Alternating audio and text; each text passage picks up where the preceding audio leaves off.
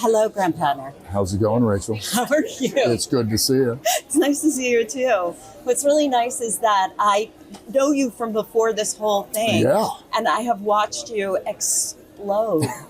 Are you freaking out about it, or how are you handling it? I'm not freaking out. I'm just not like, I have not yet been able to frankly, engage with the scale of it all. Really? My wife and I live a very, very small, quiet life. Yeah. So to go from that to this in the space of about 6 weeks is jarring. How's she doing? She's good. She's incredibly supportive. She's committed to making sure that we still live, we still have free time to spend. So which is really nice. Because I'll be honest, I would probably drive myself into the ground. You are driving yourself into the ground. But she is there to remind me that we still have to take days off and just put our phones away and exist in the house with the dogs and the cat and get the chores done. And I like that. It's important. Good. So. I appreciate you taking your time to talk. No, it's my pleasure. We've known each other for a bit now. Yeah. Well, that is the thing, is that people have been asking me, that's one of the biggest questions that I get, is Graham who he really says he is? Yeah.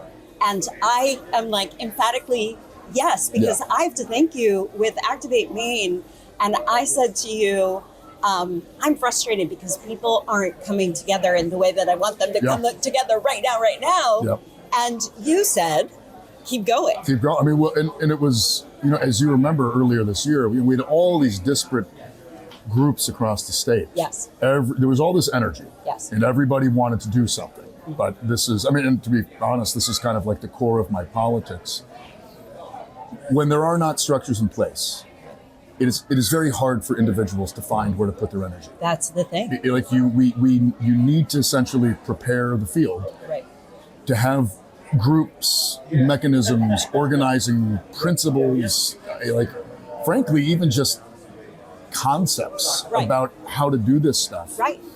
And if they're not there, you're never going to be able to invent this stuff in the moment of need. That's the thing. It cannot, I've always found this to be interesting, where I know a lot of people who are always we need to be able to get people in the streets. Right. People talk about a general strike. People talk about all this stuff. And I've always been very, I don't want to say a downer, but I'm always that cannot happen in the moment it's needed. You need to spend a lot of time preparing. That's where I was frustrated. Same. I was come on, speedboat, let's go. But you realize that, and I think you very effectively realized that one of the biggest problems we had in the state of Maine is that we didn't have a single go-to resource for people to find actions and campaigns and organizations in their area. Right.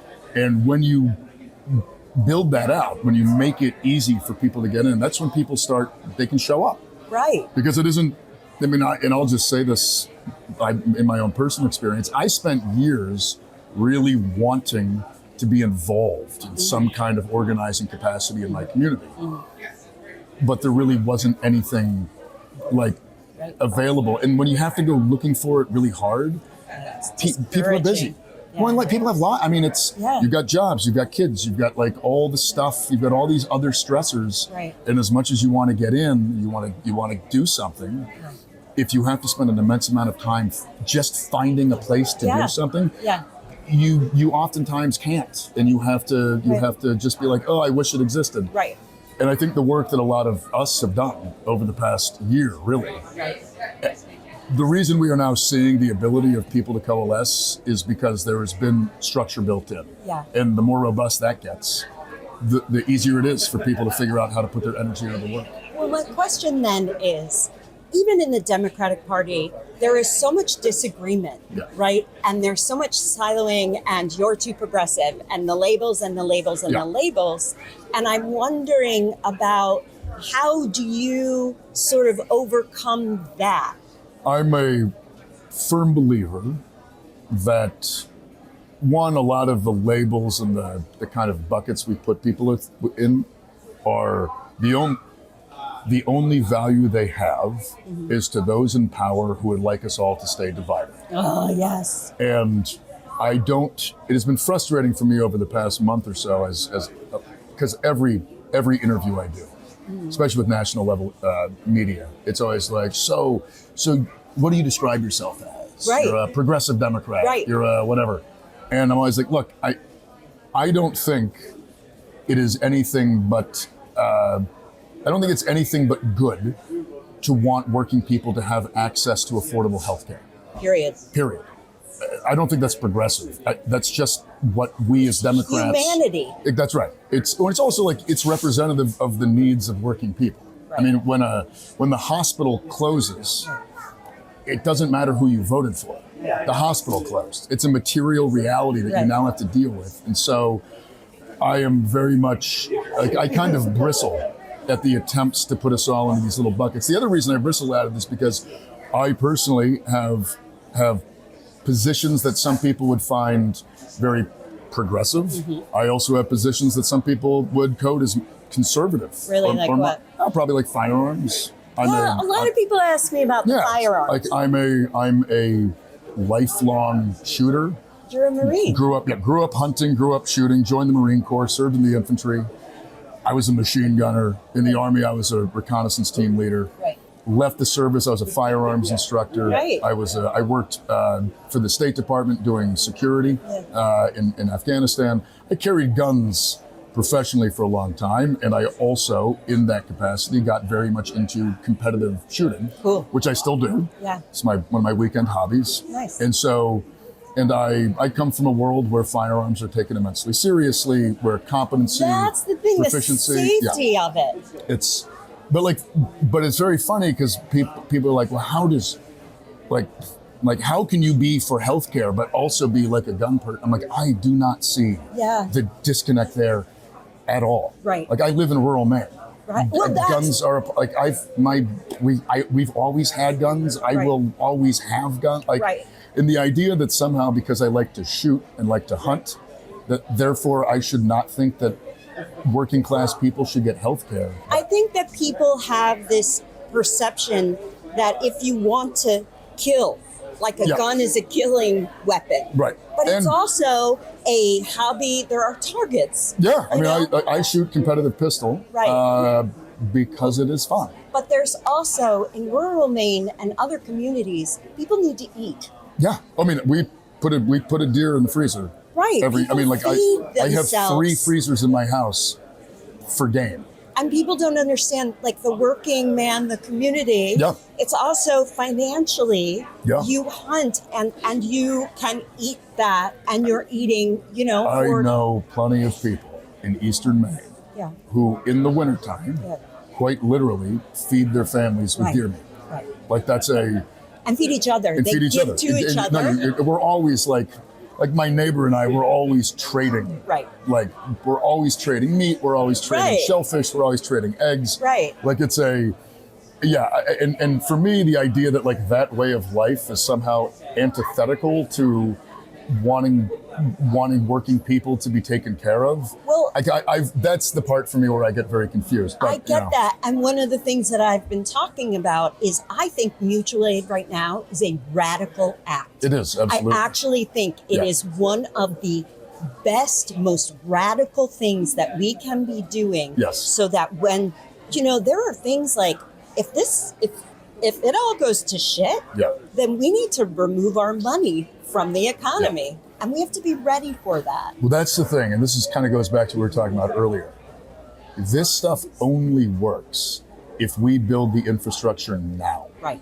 And the only way it works is when communities get organized. Right. The only way it works is when people develop these networks with their neighbors. Something I've always found a little amusing, interacting with a lot of people in like left-wing spaces who are often talking about mutual aid, is in Eastern Maine, where many of my neighbors and friends are not progressives, and many of them are Trump voters and conservatives, a lot of those people already live mutual aid.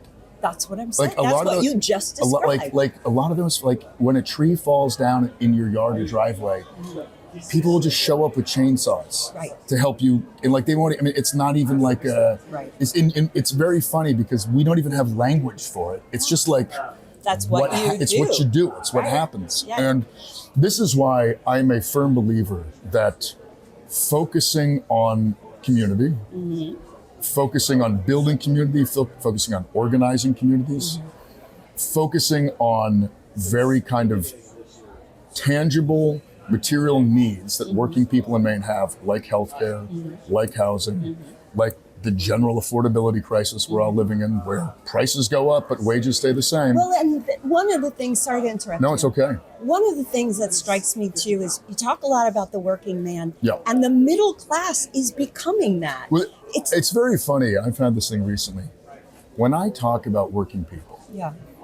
I am quite literally talking about everybody who makes their money from wages and work. Thank you. Which, frankly, you could make in this today's world. You could be a millionaire and make all of your money from wages and work. You could own a small business that was successful, and you're still primarily making your money from work. Right. That's People, a working man. Somebody period. that makes $20 million a year is quite literally closer in the economic strata to someone who works 3 jobs and makes 40 grand a year than they are to a billionaire. And it doesn't make people elite just because they have more money. It's the oligarchy. That's right. This is something that's really important to me, is that it is, if you are successful and you make money and you live a successful life, you still live in your community, you still give back, I hold zero resentment or anger. For me, the issue is it's when you accrue so much money that you then get to use that money to impact politics, to change, and this is what's happened, to change policy, to change tax codes, to change regulatory structures, to benefit yourself. That's where that's what needs to be destroyed. That needs to go away. It is not a, and like I'll just say that I don't even have a problem with billionaires who are okay with giving back some of the wealth that they hoarded. I think that's the difference with elite. Yes. Right, that's the definition of elite to me, where it's like we're different and better and benefiting and taking from you. There are plenty of people in this country who have been very successful who also believe the system is screwing everybody else. They know that they are beneficiaries of that system. And they are often very support. I mean, I know people who make tens of millions of dollars a year who are huge Bernie Sanders supporters. Because they get it. They've seen how the system has benefited them. They've also seen that it has not benefited everybody else. They don't think that's fair. Those are not the people I hold resentment against. I hold resentment against those who use their power and their money to buy our politics. And frankly, I hold an immense amount of resentment towards the politicians who take their money and write the laws that make all of this skewed against working people. Well, Susan Collins getting a $2 million donation, 2 days before. 2 days before, the big, beautiful bill. That's the sort of thing. 2 days before she moved it, she like allowed it to move through committee. She didn't utilize an ounce of her power to slow it down. And then she had the gall to go vote against it on the floor. Being like, oh, I don't want to cut Medicaid and Medicare. And you're like, but you could have slowed this up. You also could have made this a conversation. And you chose not to. Well, she hasn't had a town hall 25 years? Since Bill Clinton was president. Which is wild. Do you know what strikes me too? And I will tell you this, it sounds condescending, but I am so impressed with how amazing the people who work for your campaign are. I'm super lucky. And how many of them are your community that you've brought with you. They're not necessarily trained in politics. We have an immense amount of, well, I mean, one, my background is in community organizing. For me, this campaign is in many ways a big organizing project. I totally feel it. That's what it is. So it is important to me that many of the people I have on the team, that their background is in organizing. That their kind of political foundation is around organizing principles, because that's, I mean, in many ways, yes, I am trying to win this seat so I can go to the United States Senate, replace Susan Collins, and utilize the existing power infrastructure to fight for working people in Maine. That's part of it. Yes. But for me, it's almost far more important that we use this campaign as a mechanism of building organizing capacity in the state of Maine. And for me, the people who are the people who are the most effective at doing that are people who have been organizing in the state of Maine. Right. And I am lucky that with my background, I have lots of friends like you who I've worked with in organizing, and that's who we're bringing in. I mean, obviously we need people who are campaign staff. Yeah. It is a political campaign. Of course. Well, that's what I'm saying, is that you're taking the combination of the people that that work, the people that haven't been in it. I wasn't active in politics, but then you're like, okay, let's go. You want to be active in politics? Let's organize. And you bring your people along. And what I think the big question is that I'm coming to is, will that loyalty translate to the people of Maine when you get into Senate? Yes. Like, that's the question. Because people are worried that you'll get there and you'll Fetterman. If I was myself looking at me from the outside, I would have the exact same concerns because we have seen it time and again. Right. I would say that there are some very, very clear distinctions between myself and other people who have entered this arena. This is my first foray into electoral politics. I have not lived a life where I've been trying to get into politics. In many ways, I've been trying not to get into, not electoral politics. I've been trying to do it from the bottom to organize, yes, very much so. And I'm only in this because I feel like this is a unique opportunity to do that kind of work.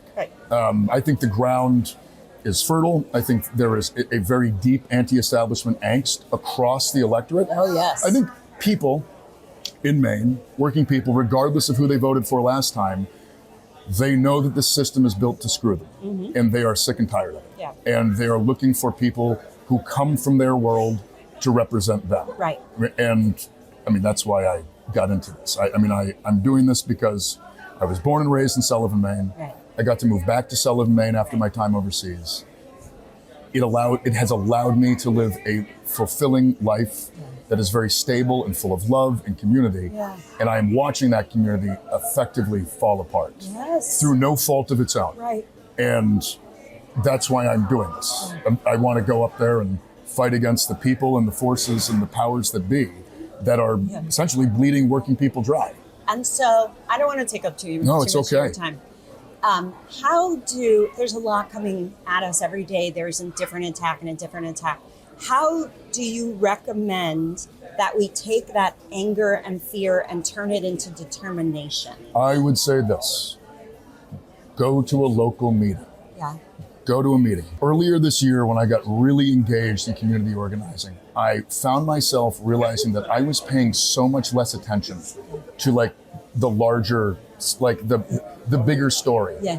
Because there is an element of me now where I think a lot of us, every day there's a new horror. Every day there's a new move towards authoritarianism, a new move towards fascism. But I do think a lot of us are beginning to realize that is just what is happening. Right. So in some ways, every time you engage with it, you're almost like none of it's surprising anymore. Right. None of this is new. Every day I open the news, I'm like, of course this is what's happening. They're going to come after us, and I truly think the antidote to that, because that can feel very scary, very isolating, very alienating, leaves you feeling apathetic and hopeless. Yes. I have found that the number one best antidote to that is go find people in your community who are as angry, as frustrated, and as dedicated as you are. And just go spend time with them. Go stand on a bridge and hold a sign. Go canvass, knock on doors, go sign up for No on One. Figure out a way to get into a space with other people, because I am a firm believer that the one thing that pulls us back from the brink is solidarity. Yes. And solidarity is a thing that cannot be explained academically. You cannot sit across the table over a cup of coffee and explain to somebody what solidarity feels like. No. You need to feel it. You get it by being in spaces with other people. And if you cannot be in a public space with other folks, find ways to engage with them digitally, find ways to get in letter writing campaigns with people. I mean, you don't have to be in it doesn't need to be physical. Right. If you can, it's great. Yeah. If you can't, that doesn't mean you can't get involved. Well, there are easy ways. I started Activate Maine because I can't go to everything. I don't have that energy. I do live in pain. Yep. And so I do it a lot from my couch. Yep. And I have volunteers and we are online and we chat with each other we do we'll meet digitally, those sorts of things, so that we are in a community together. Very and much it so. feels good. Some of the most effective and dedicated organizers in the state of Maine do not leave their homes. Right. But they are so connected. Yes. And they have friends all over the state, people that trust them deeply, people that know them personally. Yes. It is in those relationships that you find the antidote to everything else. Yes. But for me, that's the answer. You getting involved, building those networks, building that community, it's the only way out. And I think that is how you will get elected is, you had 7,000, I don't even know where it is. Yeah, we're a little over 7,000 volunteers right now. The question is why do you like him? And it's A, the working man. Yep. He really represents the working man. And B, he is authentic. And that is what I feel, having known you for longer than you before you announced. Before this, yeah. And I really hope from this conversation that people do start to understand that, because you don't have you're going hard and, getting this message, and people don't see you when you're after you stand there for an hour after for me, this is all town about halls. Yeah, this is all about meeting people and connecting. And that's what I want people to know, is that you stand there on a stage and you say great shit. But then when you are off that stage, it can be even better shit. So I want people to understand that. Well, that you are, I appreciate it. Yeah, it's amazing. There's been a slight irony. There's a weirdness where they're like, we just love your authenticity. Yeah. And I'm always like, well, that's weird, because then it seems like I'm trying to be authentic. No. And I'm not. Like, I'm just trying to, I'm not really trying to be anything, to be honest. It comes through. Yeah. It comes through. I just want more of it. I just want people to know more. Yeah. Yeah. Thank you so much Rachel. for your time. No, I really appreciate it. Really, this has been really great. This is, I'm more than happy to do it. Oh, good. Yeah. That's the whole idea. Yeah. It's like, and if there is something more that you want to say, actually, if there's anything. Not real. I mean, I guess just. Yes. So the big thing that we need right now, we need volunteers. We need people to sign up, which I think is the most important. We need money. Yeah. Which I hate. But you're not taking it from the big people, No, so you gotta ask. That's the problem. We're not taking it from PACs, from super PACs, from corporate PACs. We're not taking it from we are not taking money from anywhere we don't know where it came from. Nice. And we will take money from PACs that are like labor unions. Yeah. Happy to do that. Yeah. But we need to know exactly where it came from.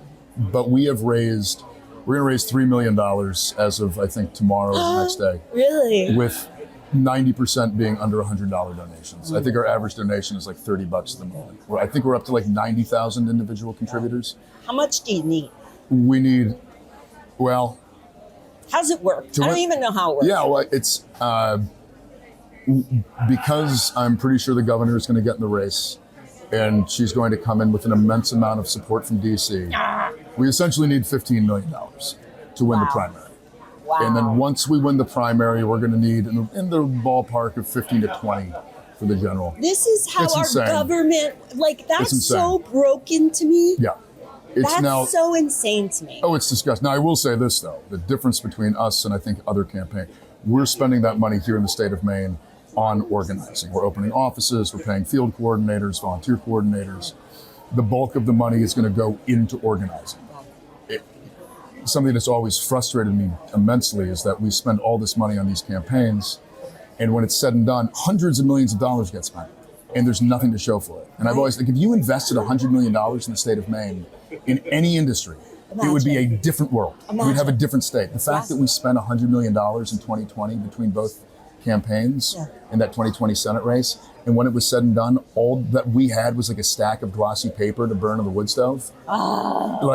that was it. That was the only material thing that was left. That's insane. For us, we're going to spend the money building community, organizational capacity, opening offices, frankly, getting people in the door through electoral politics and then getting them back out the door as activists and organizers. Well, and when it's done, I want it all to still be there. I want it to be robust. I want it to be self-sustaining. Right. Well, one of the things that I was so impressed with was on the agenda for volunteers. It wasn't like, let's get started doing blah, blah. It was, we have to do no on one. That's our first thing. It was amazing. Yeah. It's not about you. It wasn't about you getting elected. For the next 6 weeks, our entire campaign, all of our volunteer work, we are pouring it into no on one. I mean, saving absentee voting for Mainers is paramount. One, to protect our democracy, but also to protect access for elderly and disabled voters who require absentee ballots. And people are picturing, again, I have an invisible disability, right? They are picturing, I don't know when I won't have energy. Exactly. I don't know when I won't be able to leave the house. It is not just for people who need wheelchairs. No. It's for all. I mean, and Mainers are busy. I mean, being able to go get an absentee ballot and park in Portland and blah, blah, blah. No, and so trying to restrict that, I think, frankly, is pretty unconscionable. But what are they afraid of? People voting. Right. That's it. They're afraid of democracy. Right. That's what they're afraid of. And so you, in this impressive way, were like, nope, we're saving democracy first. Yeah, it's more important. And then we can talk about me getting in office. Yeah, and it's also this is how people learn power. Right. You learn that you have power. Right. Through organizing. Right. Because people have an immense amount of power when they are organized, but you need to feel it. Right. And you got, in many ways, you also have to get the training. You have to learn organizational skills. You have to learn how to talk about this stuff and how to think about it. Yeah. I mean, for me, that was very important. So I had to learn it. I'm still learning it. Yeah. And it really is accessible. There are people who are mentors who will, it comes from, I didn't invent any of this. Right. Everything I'm getting is from people who came long before us. Right. Who have been keeping the flame alive. Right. And the skills around organizing communities are not new. Right. We don't need to reinvent any wheels. No, and someone will teach you. Somebody will absolutely All you have to do is show the interest and show That's right. up. That's what people, I think they don't know how to get started. And there are people who will teach you. Just, make the call, send the email. And if you want to do it, GrahamForSenate.com. Okay. And on GrahamForSenate.com, you can find ways to volunteer and you can find donation links. Yeah. And right now we need essentially as much as you can give because we're up against the machine and the machine is about to kick into gear. How about people take that money from canceling their Disney? That's right. And give it to you. A better use, I would say. Yeah. Thank you so much for your time. Thank you, Rachel. I really appreciate it. It was really great. I really appreciate this. This is awesome.